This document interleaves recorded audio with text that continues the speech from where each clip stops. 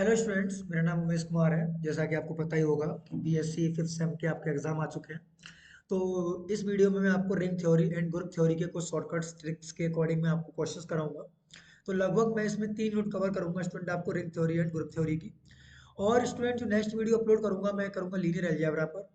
उसके बाद video upload करूंगा बच्चों में आपका ring game theory and number theory पर। वीडियो अच्छी लगती है तो स्टूडेंट आप मेरा लाइक और कमेंट और शेयर कीजिए अच्छे से इस वीडियो को। तो स्टूडेंट्स, आपका जो पहला पेपर है वो है ring theory and group theory, linear algebra. उसकी बच्चों में कुछ क्वेश्चंस बताऊंगा, शॉर्टकट ट्रिक से वो समझने की कोशिश करना।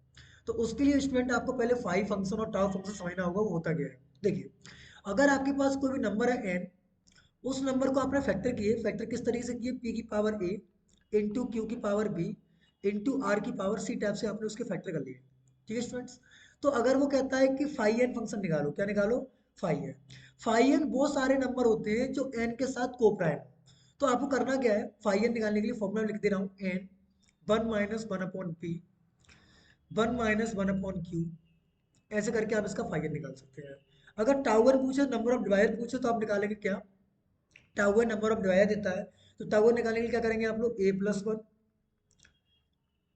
ब्रैकेट में बी प्लस वन, जो पावर होती है उसको मल्टीप्लाई करके प्लस कर देते हैं। ठीक है स्टूडेंट। जैसे मैं अगर मैं आपसे कहूँ डायरेक्टली कि फाइव ऑफ टेन की वैल्यू निकालिए, तो आप क्या करेंगे? फाइव ऑफ टेन निकालने के लिए टेन को सिंपली ऐसे लिखेंगे, टू इंटू फाइव, इसकी पावर वन, इसकी पावर वन। तो टेन ब्रैकेट में one minus one upon two और one minus one upon five. इसको सॉल्व करेंगे तो आपको स्टूडेंट आंसर मिल जाएगा 4। तो एक तरीका ये भी है। एक तरीका और है कि टेन है, टेन के कौन कौन से नंबर ऐसे 10 तक के जिसको को प्राइम है? एक तो वन है, ठीक है, एक आपका थ्री है, एक आपका सेवन है, और वन थ्री सेवन हो गया, और एक आपका नाइन है। ये सारे नंबर इसके साथ को प्राइम है, तो इसलिए इसका फाइव टेन की वैल्यू कितनी आ जाएगी? 4। अच्छा, एक और बात सुनिए थे स्टूडेंट, अगर आपका एन की वैल्यू प्राइम है, कैसी है? प्राइम। तो फाइव पी निकालना चाहते हैं, तो फाइव पी की वैल्यू कितनी आ जाएगी? पी माइनस में। जैसे मैं कहूँगा आपसे फाइव सेवन की वैल्यू निकाली, तो आप क्या कहेंगे? Seven minus only. कितना आ जाएगा आपका आंसर? सिक्स।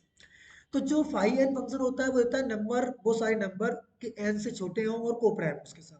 टाउ एन देता है डिवाइजर, इस नंबर को कितने नंबर से डिवाइड कर सकते हैं। ठीक है स्टूडेंट्स। तो चलो वीडियो स्टार्ट करते हैं, उसी में शॉर्टकट ट्रिक बताते जाएंगे आपको। ठीक है, चलिए। आपका पहला क्वेश्चन है स्टूडेंट कि ऑटोमॉर्फिज्म क्या होता है। तो मैं यहाँ पर सारी चीज लिख देता हूँ, ऑटोमॉर्फिज्म कंडीशन क्या क्या होती है पहले समझ लेना।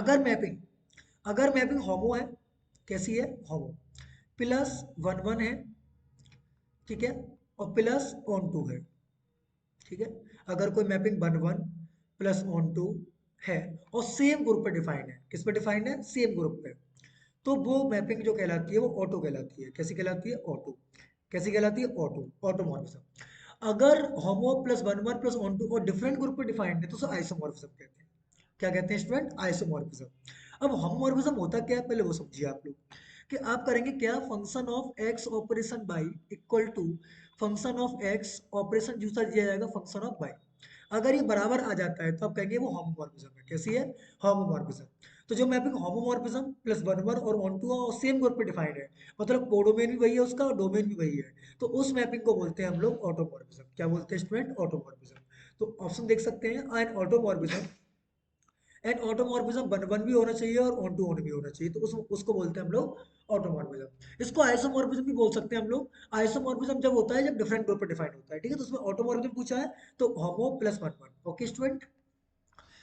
नेक्स्ट क्वेश्चन है, ये मैपिंग सीधी जानते हैं आप लोग, ये मैपिंग वन वन और ऑन टू भी होती है इसकी डिफाइनमेंट, ठीक है। अब इसने पूछा है कि वन वन है और ऑन टू भी है, तो और सेम ग्रुप पर है, तो इसको हम कह सकते हैं स्टूडेंट होमोमॉर्फिज्म भी कह सकते हैं। आइसो मैंने बोला था आपसे अभी, और ऑटो भी इसको बोल सकते हैं।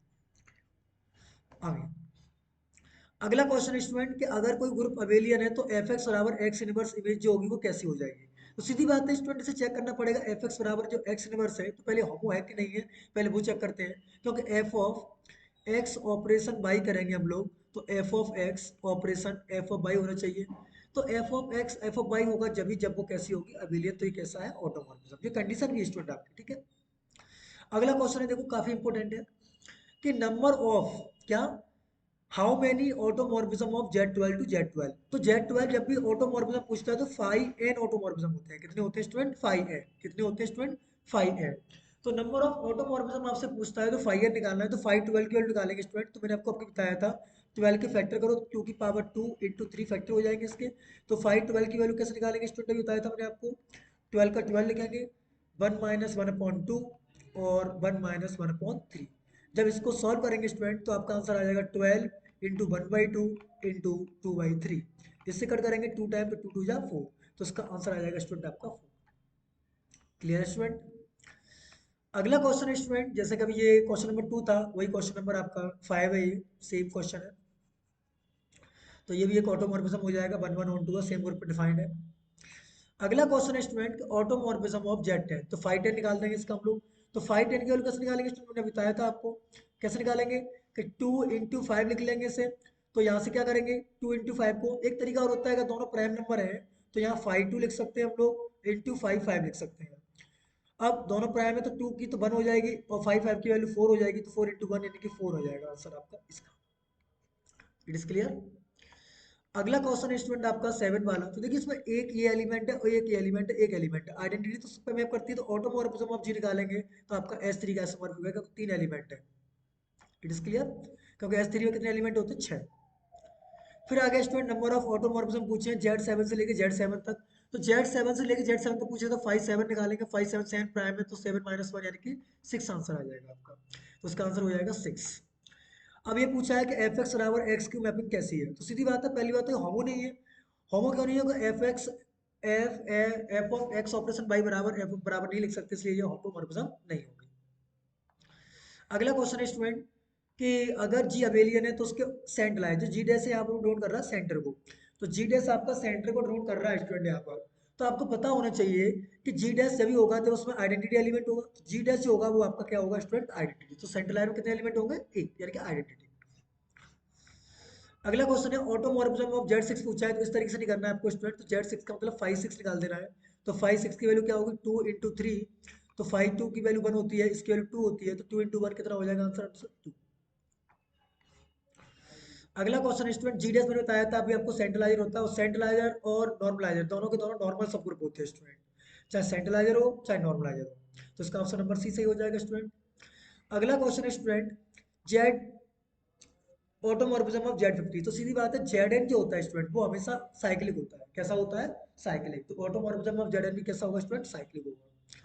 ये क्वेश्चन बहुत अच्छा स्टूडेंट है, देखिए इन्होंने पूछा है कि how many elements of order are there are 10 in z 75। तो जेड 75 को पहले हम लोग क्या करेंगे, यूआर ग्रुप के आइसोमॉर्फिक लिखेंगे। तो हमें पता है जेड 75 का फैक्टर करेंगे तो कुछ इस तरीके से आ जाएगा, ठीक है स्टूडेंट। इसके बाद हमें पता है U3 को अलग लिख लेंगे, इसको अलग लिख लेंगे। अब U3 की वैल्यू कितनी होगी, देखो U3 की वैल्यू Z2 क्यों होगी, 3 को 1 2 3, अब 3 से कौन कौन सा नंबर प्राइम है, एक तो 1 है एक 2 है, तो दो ही नंबर आएंगे Z2। ऐसे ही U25 यानी कि U25 की वैल्यू निकालोगे, क्योंकि U25 है तो U25 का मतलब होता है 525। क्योंकि UN होता है वो आइसोमॉर्फिक होता है 5n के, जो U5 की वैल्यू होगी वही आपकी 5 5 की वैल्यू होगी, ठीक है, दोनों चीज एक ही है, ठीक है। तो यहाँ से आपका U25 निकालो तो U25 की वैल्यू आ जाएगी 10। अब ये देखो इसने डायरेक्ट कर दिया, डायरेक्ट कैसे किया देखो। अब Z2 comma Z2 cross Z10 है, तो Z2 क्रॉस Z10, तो Z2 क्रॉस Z10 में कौन किस टाइप के एलिमेंट होंगे, A कॉमा B टाइप के एलिमेंट होंगे। अब चेक करो Z2 कौन कौन से नंबर डिवाइड करते हैं, तो Z2 नंबर डिवाइड करेंगे, एक तो 1 करेगा एक 2 करेगा, ठीक है, क्रॉस लगा लीजिए। उसके बाद 10 को कौन कौन से नंबर डिवाइड करेंगे, एक तो 1 करेगा, एक आपका 2 करेगा, एक आपका 5 करेगा, एक खुद 10 करेगा। अब ऐसे कितने एलिमेंट पेयर बनना है जिनका जीसीडी बना रहा है, सो 10 आ रहा है एलसीएम। तो 1 का अगर हम करें 10 के साथ, तो देखो 1 का 10 के साथ एक पेयर बनना है, 2 का 5 के साथ बनना है, और 2 का एक खुद 10 के साथ बनना है। तो ये तीन ऐसे पेयर बनना है जिनका एलसीएम 10 आ रहा है, क्योंकि हमें ऑर्डर 10 की चाहिए, ठीक है। तो देखो एक तो 1 10 बन गया, एक 2 10 बना, एक 2 5 बना। तो यहाँ पर कुछ गलती है, देखो पहले तो 1 10 से निकालेंगे तो 5 1 और 5 10 निकलेगा, तो 4 आ जाएंगे, 5 10 की वैल्यू 4 होती है, इसकी भी तो 5 आना चाहिए स्टूडेंट, कितना आना चाहिए 5। तो 5 5 की वैल्यू कितनी आएगी स्टूडेंट 4, तो 4 दिया 12, तो 12 एलिमेंट हो जाएंगे इसके अंदर। अगला क्वेश्चन है स्टूडेंट आपका, एच कोई भी अगर आपका नॉर्मल सब ग्रुप है तो एच इंटरसेक्शन उसके सेंट्रलाइजर है, तो उसके साथ आइडेंटिटी एलिमेंट आ रहा है, तो सीधी बात है सेंट्रलाइजर हमेशा ग्रुप का सेंट्रलाइजर होता है, बड़ा होता है सब ग्रुप से। अब उसने पूछा है कि ऑटोमॉर्फिज्म ऑफ जेड, एक चीज स्टूडेंट बहुत ध्यान रखनी है आपको, अगर कोई ग्रुप है और वो इनफाइनाइट साइक्लिक ग्रुप है, कैसा है इनफाइनाइट, क्योंकि यहाँ पर ऑर्डर डिफाइन नहीं है, तो इनफाइनाइट साइक्लिक ग्रुप होता है आपका जेड ऑफ जेड यानी कि सेट ऑफ इंटीजर। इसमें आपके दो ही सब ग्रुप होते हैं, सॉरी दो ही जनरेटर होते हैं, एक होता है 1 और एक होता है -1। जो उसके पास ऑटोमॉर्फिज्म जो होगा, जो भी आपका इंटीजर होता है उसके पास दो ही ऑटोमॉर्फिज्म होंगे इनफाइनाइट साइक्लिक ग्रुप में, वो होते हैं 1 और -1। इस बात को ध्यान रखना स्टूडेंट आप लोग। अगला क्वेश्चन है स्टूडेंट आपका कि अगर किसी भी ऑटोमॉर्फिज्म का ऑर्डर 1 से ज्यादा आ रहा है, तो सीधी बात है ऑटोमॉर्फिज्म किसी ग्रुप का 1 से ज्यादा आ रहा है तो उस ग्रुप में हमेशा 1 से ज्यादा ही एलिमेंट होंगे। 1 से ज्यादा होंगे तो कंफर्म है, तो इसलिए यहाँ पर 1 से ज्यादा एलिमेंट, देखो यहाँ पर 2 फिक्स कर दिया गलत, 1 फिक्स कर दिया गलत, तो 2 से ज्यादा होना चाहिए। Clear student? ये कह रहा है अगर ग्रुप में केवल एक आइडेंटिटी एलिमेंट होगा तो कैसा होगा, अवेलेबल होगा, ये तो कंफर्म है। अगला जी, अगर कोई इन्फाइनाइट, अभी बताया था मैंने स्टूडेंट, ये वाले 16 वाला क्वेश्चन है वही सेम क्वेश्चन आ गया है। और अगर इन्फाइनाइट साइक्लिक ग्रुप है उसमें कितने ऑटोमॉर्फिज्म होंगे, 2। हाँ, एक और बात ध्यान रखना स्टूडेंट, जैसे 20 वाला क्वेश्चन आ गया, अगर जी कोई नॉर्मल सब जी ग्रुप है और एन नॉर्मल सब ग्रुप है और एम कोई करेक्टरिस्टिक है, तो ये नॉर्मल सब ग्रुप ही होगा। कैसा होगा स्टूडेंट, ये नॉर्मल सब ग्रुप, ये करेक्टरिस्टिक है इसका, ये करेक्टरिस्टिक है। अगला क्वेश्चन मैंने अभी बताया था आपको कि जो ऑटोमॉर्फिज्म कितने होते हैं, फाइव एन, और मैंने बताया था फाइव एन किसके आइसोमॉर्फिक होते हैं, यूएन के। जो वैल्यू फाइव एन की होती है वही वैल्यू यूएन की होती है स्टूडेंट, ठीक है, तो यूएन के आइसोमॉर्फिक हो जाएगा। अगला क्वेश्चन है स्टूडेंट कि आर एक ये ग्रुप दे रखा है, सेम ग्रुप दे रखे हैं दोनों के दोनों। अब ये देखना चेक करना है कि ये मैपिंग जो दे रखी है वो आपको चेक करनी है पहले कि ये वन वन वो होमो है कि नहीं है। बिल्कुल होगी, क्योंकि x square into x square करोगे तो एक्स स्क्वायर इंटू एक्स बराबर आएगा, तो ये ऑटोमॉर्फिज्म है। कैसी है, ऑटोमॉर्फिज्म, क्योंकि सेम ग्रुप है, आर पॉजिटिव से लेके आर पॉजिटिव। हाँ, अब आ गया इनर ऑटोमॉर्फिज्म स्टूडेंट आपका। ये कह रहा है अगर जी से जी अगर कोई ऑटोमॉर्फिज्म है तो which of the following is correct. तो सीधी बात है, तीन वर्स होता है मैपिंग, जो उसकी उल्टी मैपिंग होती है, ये इधर जाएगा तो उधर से उधर लेके आएगा ना स्टूडेंट्स। तो इनर ऑटोमॉर्फिज्म की कंडीशन होती है ये वाली स्टूडेंट, आप इसको ध्यान रखेंगे कि इसकी मैपिंग होती है टीजी, तो होती है वो सेम, तो अंदर का एलिमेंट होता है वो मैप होता है, तो इसलिए बोलते हैं इसे इनर ऑटोमॉर्फिज्म। अगला स्टूडेंट है के फोर ग्रुप के। के फोर ग्रुप कौन सा होता है, के फोर ग्रुप वो ग्रुप होता है इसमें चार एलिमेंट होते हैं और खुद एलिमेंट अपने आप का सेल्फ इनवर्स होता है। तो हमें इनर ऑटोमॉर्फिज्म निकालने का फॉर्मूला होता है जेड अपॉन सेंट्रलाइन। तो अब सीधी बात है, के फोर जो होता है, के फोर में हर एक एलिमेंट सेंट्रलाइन होता है, हर एक एलिमेंट कम्यूट करता है इसमें। तो इसका मतलब ये हो गया कि जेड का ऑर्डर कितना है, चार, इसका भी चार, चार चार कट गया तो कितना बचा, वन। तो आइडेंटिटी एलिमेंट मतलब ऑर्डर इसका बन आ जाएगा। अब if H is a characteristic subgroup of G है देन, तो आपसे पूछा गया है कौन सही होगा, तो एफ ऑफ एच बराबर एच की होता है, करेक्टरिस्टिक प्रॉपर्टी बराबर होगा, उसकी मैपिंग प्रिजर्व करेगी। अगला क्वेश्चन है, हाँ ये भी काफी अच्छा क्वेश्चन, देखो इसने पूछा है जनरेटर दे रखा है, तो जनरेटर के लिए क्या करेंगे हम लोग, 550 निकाल लेंगे। तो 550 की वैल्यू बताई थी मैंने अभी आपको, तो 550 निकालने के लिए 53 इंटू 5 दोनों दोनों प्राइम है, तो 53 की वैल्यू 2 हो जाएगी, 55 की वैल्यू 4 हो जाएगी, 4 2 या 8, यानी 8 आंसर आ जाएगा इसका। ठीक है स्टूडेंट? अगला क्वेश्चन है कि सेंट्रलाइजर जो होता है, मैंने बताया था आपको कि करेक्टरिस्टिक सबग्रुप ऑफ दिस, तो सेंट्रलाइजर हो चाहे नॉर्मलाइजर हो, दोनों के दोनों करेक्टरिस्टिक नॉर्मल सबग्रुप होते हैं। अब इन्होंने पूछा है कि A12 बराबर E है, तो उसमें पूछा है 512 की वैल्यू, तो 512 निकालेंगे, तो 512 कैसे निकालेंगे, मैंने बताया तभी। 512 निकालने के लिए सर 2 की पावर 3 की फॉर्म में इंटू 3 की फॉर्म में लिखोगे, 2 की पावर 2 इंटू 3, तो 512 का वैल्यू समझाया था मैंने 12 इंटू 1 माइनस 1/2 और 1 माइनस 1/3, सॉल्व करेंगे तो आंसर आ जाएगा आपका 4।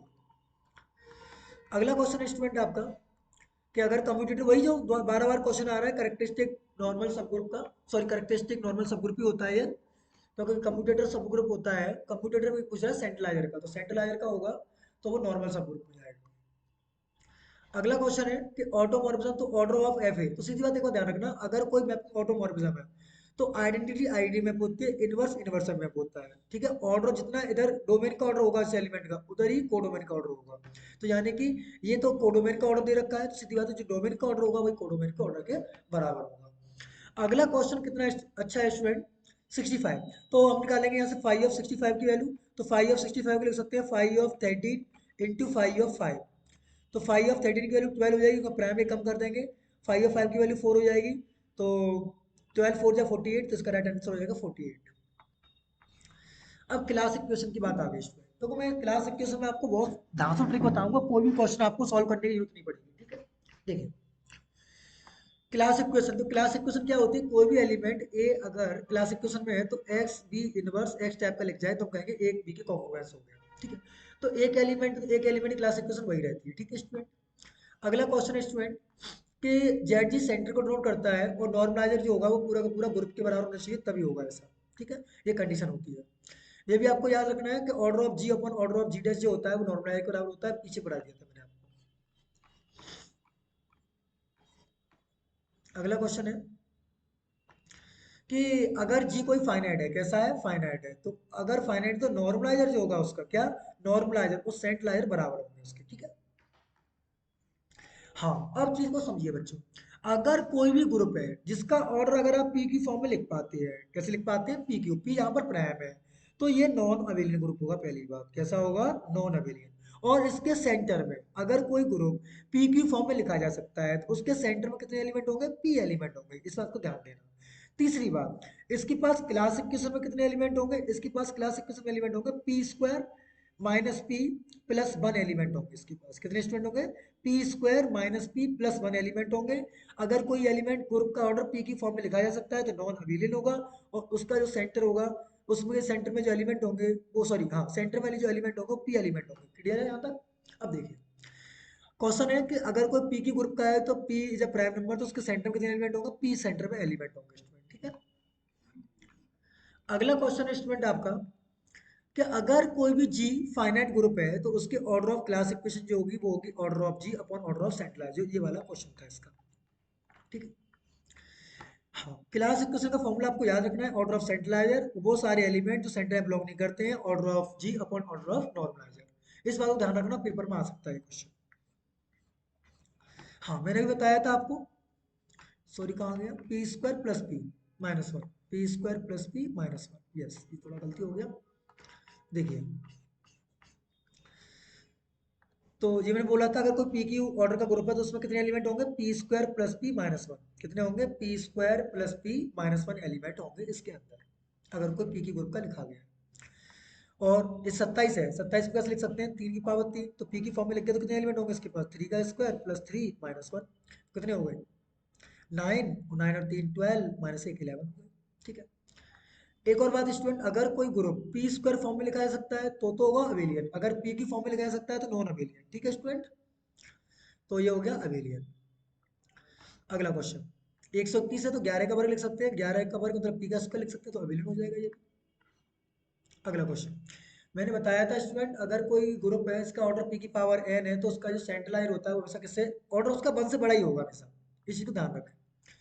अब देखो 125 है तो 25 का लिख सकते हैं, 5 की पावर 3 लिख सकते हैं, 5 की पावर 3 का मतलब क्या हो गया, 5 का स्क्वायर प्लस 5 माइनस वन, इसको सॉल्व कर लेंगे भाई आंसर यानी 29, ठीक है। अगला क्वेश्चन स्टूडेंट आपका, इसने पूछा है class equation of order of G, तो सीधी बात है इनफाइनाइट ग्रुप है तो एग्जैक्टली टू बोला, तो ये लिखा है एग्जैक्टली टू क्लासेस, तो कितना आंसर हो जाएगा इसका, टू। अब एक बात ध्यान रखिए स्टूडेंट कि इनको कैसे करेंगे, देखो स्टूडेंट, जो एस एन होता है परमुटेशन ग्रुप, इसके पास होते हैं फैक्टोरियल एन एलिमेंट, कितने होते हैं, फैक्टोरियल एन एलिमेंट, उसमें से आधे होते हैं अल्टरनेटिव, मतलब फैक्ट आधे इवन होते हैं और आधे आपके पास ऑड होते हैं, इस बात को ध्यान रखना। अब सुनो ध्यान से, जो आपका S3 है, क्या है S3, तो S3 जो होता है उसके पास कॉन्जुगेट क्लासेस होती है पार्टीशन ऑफ n। अब पार्टीशन ऑफ n क्या है, मतलब ये कि S3 है तो उसके पास partition of n class equation होगी, तो कैसे होंगे वो देखिए कॉन्जुगेट क्लासेस।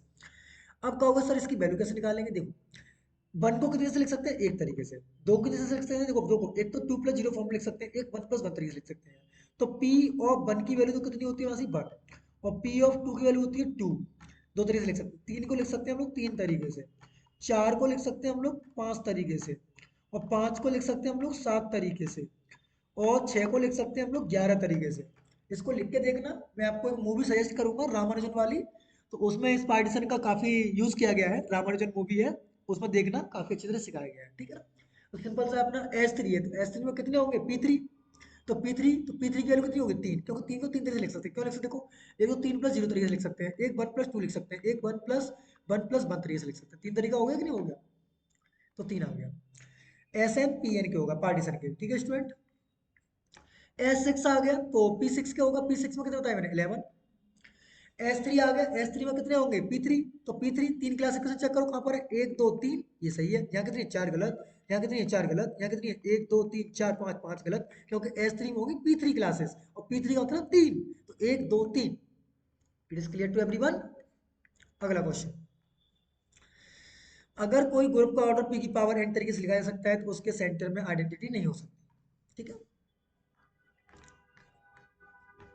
हाँ, ये भी काफी इंपॉर्टेंट रिजल्ट है, अगर कोई ग्रुप का ऑर्डर टू पी फॉर्म में लिखा है, कैसे लिखा है, टू पी फॉर्म में, यहाँ पर पी प्राइम होना चाहिए, तो यहाँ पर पी प्राइम है तो पहली बात तो वो नॉर्मल सब ग्रुप नहीं होगा, पहली बात। ठीक है, दूसरी बात, एक सेकेंड, नॉर्मल सॉरी नॉर्मल सब ग्रुप होगा पर सिंपल सब ग्रुप नहीं होगा। कैसा नहीं होगा? सिंपल नहीं होगा, नॉर्मल होगा। ठीक है, पहली बात। दूसरी बात कि उसकी जो क्लास इक्वेशन होगी उसमें किस टाइप के एलिमेंट होंगे? One plus p plus two two करके इसके पास एलिमेंट होंगे। Student clear? Two p group का होगा तो नॉर्मल सब ग्रुप होगा, सिंपल ग्रुप नहीं होगा, इस बात को ध्यान रखना। ठीक है, तो कैसा होगा स्टूडेंट आपका? नॉर्मल सब ग्रुप हो जाएगा। अगला क्वेश्चन है कि एस फोर में कितने एलिमेंट होंगे? P four. मतलब पी फोर की तो आज समझ में होगा, पी फोर में कितने एलिमेंट बताए थे मैंने आपको? पांच। क्लियर है यहाँ तक? क्योंकि चार को हम किस तरीके से लिखते हैं? पांच तरीके से लिख सकते हैं। अब एक बात ध्यान रखना, कोई भी ग्रुप का ऑर्डर अगर P इंटू क्यू फॉर्म में लिख जाए, कैसे लिख जाए? P इंटू क्यू फॉर्म में लिख जाए, अगर P डिवाइड नहीं करता है किसको? Q माइनस वन को, तो ग्रुप आपका साइक्लिक होगा। कैसा होगा? साइक्लिक। जैसे 15 है तो 15 कैसे लिख सकते हैं? 3 इंटू 5 तरीके से लिख सकते हैं। क्या 3 इसको डिवाइड करेगा? 5 माइनस 1 को नहीं करेगा, इसलिए कैसा होगा? साइक्लिक होगा। ठीक है स्टूडेंट? हाँ, आर डिस्टिंक्टली फॉर्मूला होता है n p r upon factor only r. क्या होता है? एन परमुटेशन ग्रुप है तो n p r upon r. R distinct cycle निकालनी है ऐसे में तो इसका फॉर्मूला ये होगा। इसको जब सॉल्व करोगे तो इसका आंसर पहला आ जाएगा, इसका भी यही आ जाएगा। नंबर ऑफ कॉन्जुगेट क्लास से एन साइकिल निकालना है, फैक्टोरियल एन माइनस वन होती है, इस बात को सभी लोग जानते हैं। अगला क्वेश्चन, ये कितने अच्छे क्वेश्चन है देखो। अब देखो ये वही आ गया जो मैं समझाया था, वही था। टू है, 10 है तो 2 इंटू 5 तरीके से लिख सकते हैं। पी प्राइम हो गया 5, तो पहली बात तो 5 आ गया। अब 5 की बताया मैंने 1 प्लस 2, क्या बताया था? सॉरी 1 प्लस पी, तो पी के लिए 5 आ गई प्लस। उसके बाद कितने बचे? हमारे पास 10 कर रहे हैं तो 5 और 1 6, तो 2 प्लस 2 प्लस कितने हो गए? 4 और 6 10, सही है। तो ये आंसर हो जाएगा इसका। अगर कोई भी ग्रुप 2p फॉर्म में लिखा जा सकता है, किस फॉर्म में लिखा जा सकता है? 2p, यहाँ पर p आपका प्राइम नंबर होना चाहिए। तो उसकी क्लास के कितने एलिमेंट होंगे? देखो 1 plus p plus two two two two, जब तक करते हैं जब तक वो ग्रुप के ऑर्डर बराबर ना आ जाए। ठीक है, तो 1 प्लस पहले 5 आएगा फिर टू टू, ये सही है। एस फोर में कितने एलिमेंट होंगे? एस फोर किसका आइसोमॉर्फिक होगा? पी फोर में कितने एलिमेंट होते हैं? 5। तो देखो कहाँ पर 5 एलिमेंट है? 1 2 3 4 5, ये सही है। क्या कितने हैं? 1 2 3 4 5 6, गलत हो गया। 1 2 3 4 5 6 7, ये भी गलत हो गया क्योंकि पी फोर में 5 एलिमेंट होते हैं। अब बात करते हैं हम लोग ऑर्डर ऑफ नॉर्मलाइजर की। देखो ध्यान रखो मेरी बात, अगर आपके पास A5 है, कितना है? A5, तो A5 में कितने एलिमेंट होंगे स्टूडेंट? आपको पता है फैक्टोरियल n/2 एलिमेंट होंगे। तो अगर आपके पास 3 ऑर्डर है तो 3 ही रहेंगे। जब कैसा होगा? A5, अगर A5 की जगह पर S5 हो गया तो सीधी बात है डबल कर देंगे, क्योंकि A5 में आधे एलिमेंट होते हैं किससे? S5 से। तो अगर वो कहता है 1 2 3 का नॉर्मलाइजर पूछ रहा है किसमें? S5 में, तो 6 हो जाएगा। अगर 1 2 3 का पूछ रहा है A5 में, तो 3 आएगा। ठीक है स्टूडेंट, क्योंकि उसका डबल हो जाएगा, क्योंकि A5 में आधे एलिमेंट होते हैं किससे? S5 से। तो इसका कितना हो जाएगा? 6। ये ऐसे नहीं करना है बिल्कुल भी आपको। अच्छा, एक बात ध्यान रखना, चाहे A2 का है, चाहे A3 का है, चाहे A4 का है, चाहे A5 का है, तो A5 में 5 एलिमेंट होते हैं, A4 में 4 एलिमेंट होते हैं, A3 में 3 एलिमेंट होते हैं कंज्यूगेट क्लासेस में। इस चीज का आप ध्यान रखें। ये क्वेश्चन दोबारा से आ गया, क्लास इक्वेशन का है, सॉरी। यस, हाँ, इस ग्रुप को चेक करना है। ऑर्डर ऑफ जी अगर 169 लिखा हुआ है तो 169 का मतलब क्या है? 13 का स्क्वायर लिख सकते हैं तो प्राइम का स्क्वायर लिख सकते हैं। जैसे प्राइम का स्क्वायर लिख सकते हैं तो कैसा हो जाएगा? ये आपका साइक्लिक, सॉरी अबेलियन। अबेलियन कैसा होता है? कम्यूटेटिव। हाँ, तो order of g upon order of central की बात करेंगे तो ऑर्डर ऑफ जी कितना है? पी की पावर एन अपॉन पी करेंगे तो कितना आ जाएगा? पी की पावर एन माइनस वन। ये सही है आपका। हाँ, ये क्वेश्चन काफी इंपॉर्टेंट होते हैं। 48, तो 48 को जब ब्रेक करेंगे तो आपको कुछ इस तरीके से आएगा। कौन सा ऑर्डर पूछा है? टू, तो टू के कितने हैं? 2 की पावर 4, 2 की पावर 4 के लिए कितने होंगे? 16। Very clear. अगला, तो अभी बताया था पी की पावर एन टाइप में लिखा हमने, देखो पी सब ग्रुप होता है वो पी की पावर एन ऑर्डर में लिखा होगा, उसी को कहेंगे उसके पास पी की पावर एन एलिमेंट है। अब जैसे ये ग्रुप आ गया कि 11 को डिवाइड कितनी बार कर रहा है? एक बार, तो एक आंसर आ जाएगा इसका। क्या पूछा है? क्यू पूछा है। क्या पूछा है? क्यू सब ग्रुप। तो क्यू का सब ग्रुप कहाँ है? ये है। अब 15, 3 को डिवाइड करो 15 से, तो 15 लिखा है तो 15 लिखो। 15 3 इंटू 5 कौन सा पूछा है, सेलो 3 पूछा है, तो 3 का तो 1 प्लस 3 के केवल 0 पुट करो, सेटिस्फाई कर रहा है, नहीं कर रहा, 1 पुट करो, नहीं नहीं काटेगा, 2 पुट करो, 6 नहीं डिवाइड करेगा, कोई भी ऐसा नंबर है इसको 3 के इसको डिवाइड करे तो केवल कितने नंबर बचे, 1 आंसर आ जाएगा। अगर ऐसा आता तो हम ले लेते।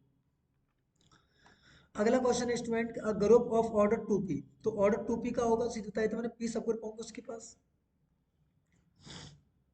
30 आ गया, 30 को ब्रेक करेंगे तो कौन सा पूछा है इसने, सेलो 5, तो 5 वाला कहाँ, ये रहा, तो 5 ही तो बचे।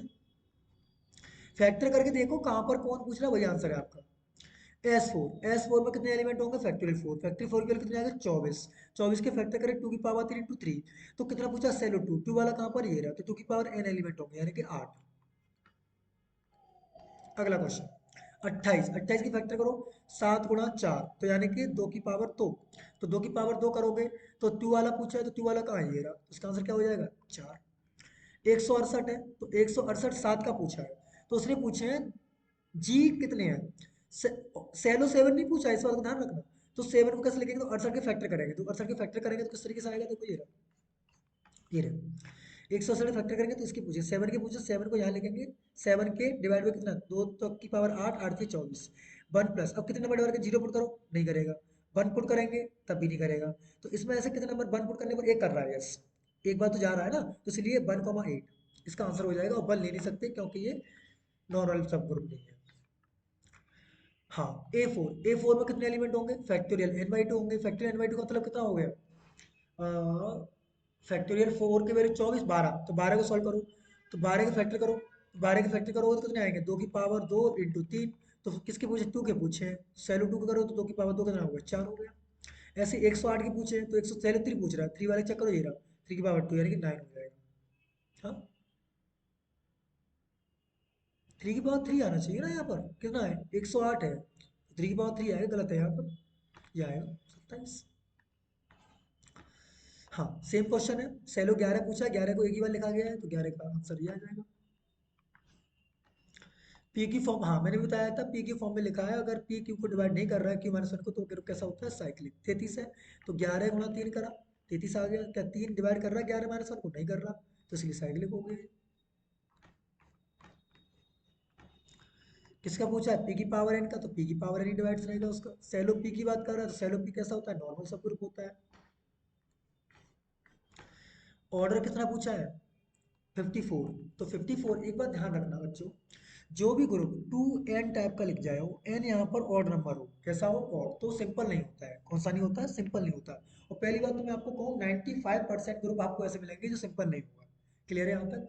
अब देखो अगला 60 वाला पूछा है, तो ऐसा कौन सा ऑर्डर है जो 2n फॉर्म में लिखा जा सकता है, देखो वो n ऑड होना चाहिए, ध्यान रखें। तो इसको लिख सकते हैं यस, इसको लिख सकते हैं नहीं, क्योंकि 2 इंटू 6 लिखेंगे तो 6 कैसा इवन है, तो गलत हो गया। 2 इंटू नहीं लिख सकते, इसको भी नहीं लिख सकते, इसका पहला ही सही है। S5, तो S5 में S5 ही होंगे। 216, 216 को करो, 216 को यहाँ कितने हैं, सैरुति के पूछे हैं, तो सीधी बात है, मैं आपसे पहले ही कह दे रहा हूँ, लगभग 95% ऐसे आंसर होंगे, इनका आंसर नॉट सिंपल। देखो सिंपल ग्रुप होता क्या है, ऐसा ग्रुप जिसके पास कोई भी प्रॉपर सब ग्रुप नहीं हो, तो ऐसा तो कोई होता नहीं, जिसका ऑर्डर 2 हो गई, बहुत कम होते हैं ना, इस वजह से। अब ऐसे ही बताया था मैंने, देखो A5 कैन नॉट बी, तो देखो इसको लिख सकते हैं 2 इंटू 3, तो 3 प्राइम में सही है ये। कैन नॉट पूछा है, इसको भी लिख सकते हैं पर इसको नहीं लिख सकते, तो यही गलत हो जाएगा। 2 इंटू एन फॉर्म में, देखो 2 इंटू एन फॉर्म में कह रहा है, तो ये सही है आपका, और ये ए एन का आइसोमॉर्फिक हो जाएगा। अगला, ये तो बच्चों बच्चों वाले क्वेश्चन है, जीसीडी पूछा है तो इसके फैक्टर करना, इसका फैक्टर करना, जीसीडी तो आपने करना आता होगा, ठीक है, इसको मैं करा नहीं रहा। देखो गुणा में घात जुड़ जाती है, degree of f x into degree of g x dot करेंगे तो degree of f x plus degree of g x हो जाएगा। एक बात ध्यान रखना बच्चों, अगर आपका आर इंटेग्रल डोमेन है तो आर एक्स भी आपका इंटेग्रल डोमेन होता है, फील्ड नहीं होता है, इस बात को ध्यान रखना। सॉरी, फील्ड होता है, इंटेग्रल डोमेन नहीं होगा, तो एफ है तो एफ इंटेग्रल डोमेन नहीं होगा, सही बात है। लीडिंग कोफिशिएंट, तो ऐसे आप लीडिंग कोफिशिएंट लिखते हो, ऐसे एक कोफिशिएंट लिखिए, क्वेश्चन देखो ध्यान देगा आपको, इसका लीडिंग कोफिशिएंट 1, तो इसका ये आंसर पूछा है, a polynomial is said to be monotone if its leading coefficient is 1, तो 10th क्लास में पढ़ा आपने। अगर एफ फील्ड है तो एफ एक्स कैसा होगा, इंटेग्रल डोमेन होगा। इन दोनों का एलसीएम पूछा है, निकाल लेना आराम से आप लोग।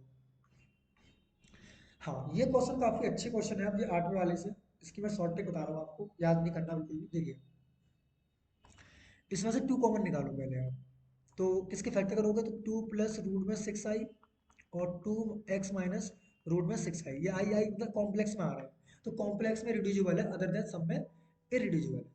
तो कॉम्प्लेक्स में रिड्यूजिबल कह रहा है गलत, रिड्यूजिबल ओवर इरिड्यूजिबल है सी क्यूब में, क्योंकि आंसर आ रहे हैं हमारे क्यूब सी में, तो इसलिए इसमें कैसा हो जाएगा, तो सी में तो रिड्यूज हो रहा है पर क्यू में रिड्यूज नहीं हो रहा, तो इसलिए क्यू में इरिड्यूजिबल बोलेंगे। इसके फैक्टर करो, इसके फैक्टर करोगे तो x + √2 और x - √2, तो ये आ रहा है रेशनल, तो ये हो गया इरिड्यूजिबल ओवर जेड। अगला क्वेश्चन स्टूडेंट कि ये एफ एक्स देखो आर, तो एक चेंज देखो यहाँ पर, देखो एक यहाँ पर साइन चेंज हो रहा है, नहीं हो रहा, यहाँ पर साइन चेंज हो रहा है, नहीं हो रहा, यहाँ पर हो रहा है, तो यस एक इसके पास पॉजिटिव रियल रूट है। अब एक्स या माइनस एक्स रखो, तो -x³ + 2x² माइनस एक्स और +1 -1, तो एक साइन यहाँ पर चेंज हो रहा है, एक साइन यहाँ पर चेंज हो रहा है, तो दो तो इसके पास सारे के सारे जो रूट है वो रियल है, तो मतलब आर में रिड्यूसिबल हो गया। अब जेड टू चेक करिए, जेड टू में कौन कौन सा एलिमेंट होता है, जीरो होता है और एक वन होता है, तो जीरो पुट करेंगे तो -1 बचेगा, जीरो नहीं हुआ, वन पुट करने पर जीरो हो रहा है क्या, ये नहीं हो रहा, तो इसलिए ये इसमें इरिड्यूसिबल हो गया, किसमें, जेड टू। अगला क्वेश्चन जेड सिक्स में कौन कौन से एलिमेंट होते हैं, 0 1 2 3 4 5। अब ये एलिमेंट रख के देखेंगे, मॉडुलो 6 लगाएंगे, अगर कोई भी पॉलिनोमियल जीरो हो रही है तो रूट है, अदर देन नहीं है, ये सॉल्यूशन दे रखा है, इसको देख सकते हैं आप। ठीक, स्टूडेंट जेड एक्स जो होता है आपको पीआईडी नहीं होता है, इस बात को ध्यान रखना।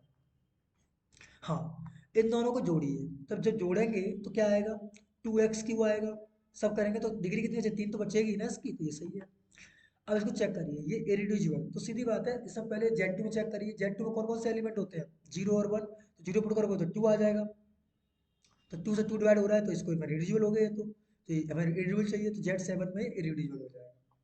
ठीक है, अब इन दोनों पॉइंट को जोड़िए, तो जोड़िए, 4 4 कितने हो गए, 8x², ठीक है भाई, और ये हो जाएगा +8x, ठीक है, और +2, मॉडलो कितने का लगा रहा है, 8 का, तो ये जीरो हो गया, ये जीरो हो गया, कितना हो जाएगा 2, और 2 जो होता है इसकी डिग्री कितनी है, जीरो, हमेशा कांस्टेंट पॉलिनोमियल की डिग्री कितनी होती है स्टूडेंट, जीरो होती है। अगला क्वेश्चन आ गया फिर से, एफ अगर फील्ड है तो एफ एक्स कैसा होगा, इंटीग्रल डोमेन होगा। अब देखो इस क्वेश्चन कैसे करेंगे, ऐसे नहीं करना है, ये तरीका जो दिया है इस तरीके से नहीं करना, आपको करना ऑप्शन से करना है। तो देखो तीन की अगर मैं दो रखा तो दो, दो तीन अच्छे, मॉडलो अगर मैं 7 लगाता हूँ तो नहीं लिख सकता, 4 रखूंगा 4 × 12, 12 में 7 लगाऊं नहीं लिख सकता, अगर 3 रखता हूँ तो 3 × 9, अगर मैं 7 से करता हूँ तो 9 को 7 से 2 लिख सकता हूँ, तो ये सही है ऑप्शन से। अगला अगर मैं क्वेश्चन करने की कोशिश करता हूँ, 2x² + 2, तो यहाँ पर देखिए इसको 2 कॉमन लेंगे, इसके फैक्टर किस में आएंगे, कॉम्प्लेक्स आएंगे, इसलिए रिड्यूसिबल एलिमेंट तो रिड्यूस हो गया, 2 कॉमन आ गया, पर ये इरिड्यूसिबल पॉलिनोमियल है, ठीक है। इसके भी इरिड्यूसिबल है क्योंकि इसमें आप देखेंगे इसके कॉम्प्लेक्स रूट आएंगे, कैसे आएंगे, कॉम्प्लेक्स, तो कॉम्प्लेक्स आएंगे तो इसलिए रेशनल में इसमें हो जाएगी। इरिड्यूसिबल ओवर क्यू कौन सी है, तो नॉट इरिड्यूसिबल, तो सीधी बात है, ये भी इरिड्यूसिबल है, तो इसका नंबर 20। तो ये सारे क्वेश्चन आप कर सकते हैं, देखो इसके यहाँ जेड टू में कौन कौन से एलिमेंट आएंगे, 0 और 1, रख के देख लो, अगर जीरो हो रहा है तो रिड्यूसिबल है, अगर नहीं हो रहा है तो इरिड्यूसिबल है, सिंपल। ठीक है भाई, हाँ, ये दे रखा है, ये इरिड्यूसिबल है कि नहीं है, ये इसको आराम से कर सकते हैं। तो एक बात और बताऊंगा मैं आपको, मोस्टली लगभग 95% जो प्रॉब्लम होती है वो क्यू में इरिड्यूसिबल होती है इस टाइप की, ठीक है, क्योंकि इनकी लीडिंग कोएफिशिएंट 1 है, जैसे कॉम्प्लेक्स में जाएंगे, किस में जाएंगे, कॉम्प्लेक्स में रिड्यूस हो सकती है, रियल में रिड्यूस हो सकती है। हाँ, कंटेंट क्या होता है, कंटेंट समझिए पहले बच्चों, जो आपके पास को फैक्टर दे रखे हैं, क्या दे रखे हैं, फैक्टर, उनका एलसीएम लीजिए, तो 8 का और 4 का और 2 का अगर आप एलसीएम लेते हैं तो कितना आएगा स्टूडेंट, 8 का और 4 का और 2 का अगर आप एचसीएफ लेते हैं तो कितना आएगा आपका स्टूडेंट, 2 ही तो आएगा, तो इसलिए इसका कंटेंट कितना हो जाएगा, 2, एचसीएफ सॉरी, तो इसका ये आ जाएगा। और जिसका कंटेंट, सुनो ध्यान से, जिसका कंटेंट 1 आता है, प्राइम होगा तो 1 ही आएगा, तो उसे बोलते हैं प्रिमिटिव, क्या बोलते हैं उसे, प्रिमिटिव।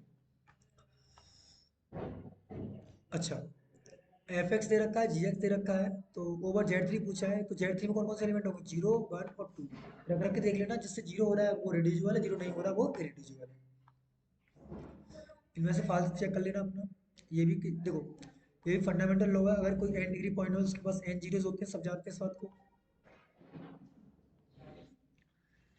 अगर कोई पॉलिनोमियल है तो इरिड्यूसिबल पॉलिनोमियल ओवर ये होती है, सब जानते हैं। ये भी सब देखो, ये कह तो रहा है कि प्रिमिटिव है तो उनका मल्टीप्लाई भी प्रिमिटिव होगा, ठीक है। यूनिट को डिपेंड होगा तो प्रिमिटिव का प्रिमिटिव होगा। एक्स स्क्वायर प्लस टू है तो इसको सॉल्व करोगे तो plus minus i two root two i आएंगे तो कॉम्प्लेक्स में जाएगा, किसमें जाएगा, कॉम्प्लेक्स में।